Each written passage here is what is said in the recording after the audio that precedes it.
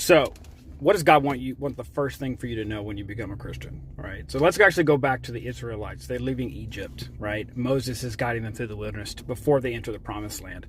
And in that period of time, he is recording, right, what we know as like the Torah, the first several books of the Old Testament.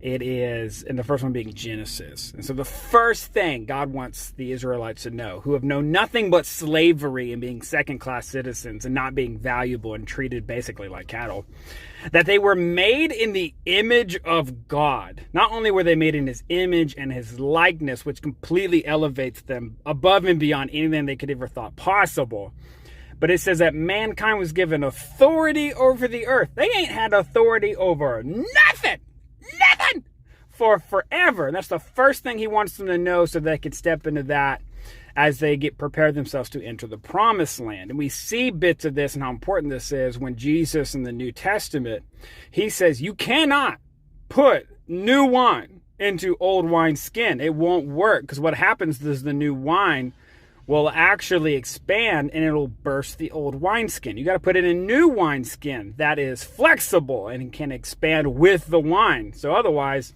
it'll burst. You'll ruin the product. And what's he saying? You cannot take this old way of thinking. You cannot take this old mindset, this old identity, this old way of life, the old you that's supposed to be crucified with Christ. You cannot take that in with you into the new covenant, right? Your new self, the new creation, right? The image being restored back to its original purpose, destiny, and identity. So that's the first thing God wants them to know. So for us as Christians, it is an imperative that you know who you are when you give your life to Christ, because you're not just forgiven, you've been redeemed. Redeemed back to what?